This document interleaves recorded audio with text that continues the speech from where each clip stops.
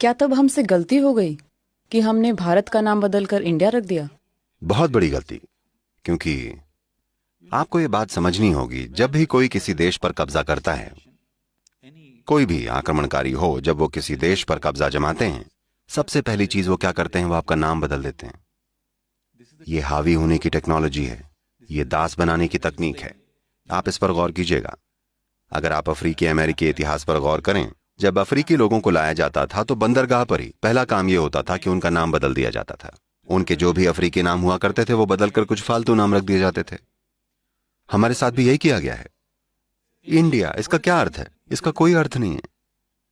तो अगर मैं आपको एक अर्थहीन नाम दे दूं, तो आप मेरे सामने एक अर्थहीन बेवकूफ व्यक्ति बन जाएंगे, क्योंकि मेरे पास एक अर्थपूर्ण नाम है, मेरी एक परंपरा है, मेरी एक सभ्यता है। आपके पास कुछ नहीं है। तो इस तरह से हम इंडिया बन गए हैं। सबसे पहली बात यह है कि देश की धारणा हर किसी के मन में रच बस जानी चाहिए, क्योंकि राष्ट्र बस एक विचार होता है। जब यह विचार आपके मन में प्रज्वलित होकर दिल में बस जाता है और आपका यह भाव सर चढ़कर बोलता है, तब जाकर सच में आपका एक देश बनता है। नहीं तो देश बस एक कागज पर होता है। यह हमारी आज की दुर्भाग्यपूर्ण सच्चाई है।